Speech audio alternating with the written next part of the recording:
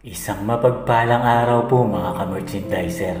Isa na naman pong kwento ng pag-ibig ang aking handog para sa inyo. Ito po ay pag-ibig ng isang sikat na boksingero na si Donnie Ahas Nietes. Isa sa maalamat na pangalan sa mundo ng boxing sa Pilipinas. Siya ay naging kampiyon sa 4 na magkakaibang dibisyon sa boxing. At siya rin ang may hawak ng titulo na longest reigning Filipino boxer champion. Pero hindi muna natin pag-uusapan ang galing niya sa pakikipaglaban. Dito muna tayo sa kanyang napakagandang kapareha at ang kanilang pagmamahalan. Sino ba ang napakagandang babaeng ito na nakabihag sa puso ng ating idolo na isang boxing legend sa mundo? Iyan ang aalamin natin. Pero bago natin pag-usapan yan, ay maglalambing lang po ako sa inyo ng isang like and subscribe to my channel para di ka mahuli sa kwentuhan natin. Dahil gumagawa po ako ng mga ganitong video 3 beses sa isang linggo.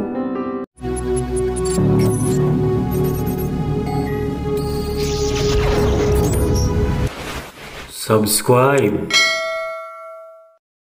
Ang pag-ibig ay ang bagay na hinahanap ng karamihan. Dahil sa pag-ibig ay naibsan ang ating mga kasalanan.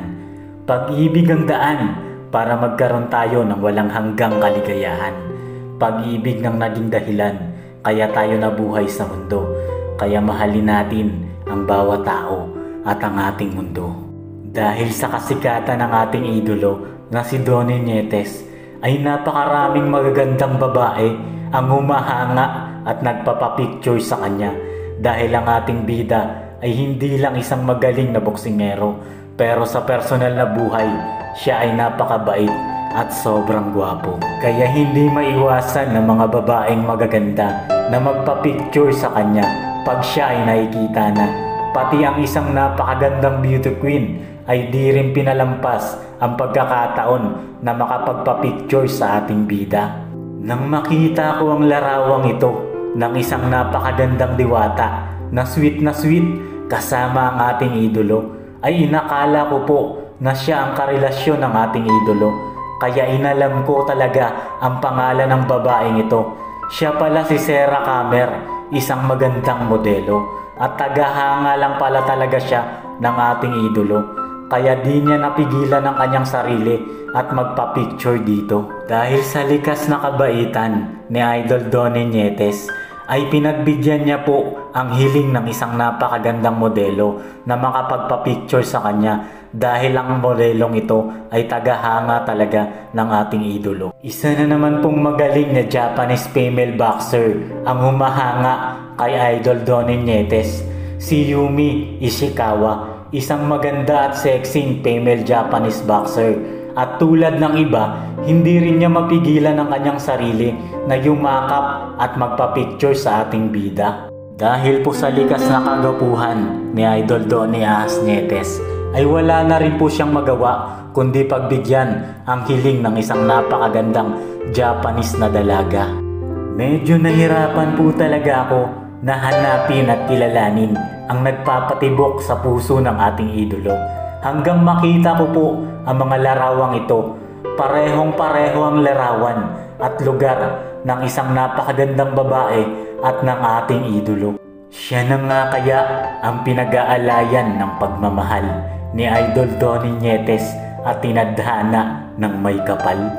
Ang napakagandang babaeng ito ay si Miss Winnie Ro, isang napakagandang babae na minamahal ng ating bida. Siya ay isang mayaman na businesswoman, edukadang babae, mabait at maganda. Di lang yun, napaka-sexy pa. Real estate woman at isang HR manager. Grabe po ang resume nitong si Miss Winnie Ro. Professional talaga ang kanyang pagkatao. Lagi silang magkasama at sweet na sweet sa isa't isa, si Miss Winnie Ro at ng ating bida. Mapa-business man niya nila o pagpa-practice ng boxing, sila ay sweet na sweet sa kanilang boxing sparring. Ikaw ang binibini na ninanais ko, binibining marikit na dalangin ko. Ikaw ang nagbigay ng kulay sa aking mundo, sana ay panghabang buhay na ito. Ikaw ang binibini na ninanais ko, binibining marikit na dalahin ko. Ikaw ang nagbigay ng kulay sa aking mundo, sana ay panghabang buhay na ito. Ikaw ang binibini na ninanais ko, binibining marikit na dalahin ko. Wala po akong masyadong impormasyon kung paano sila nagkakilala, pero sa mga larawang ating nasaksihan at nakita ay masasabi ko po talaga na wagas at tapat ang pagmamahala nilang dalawa.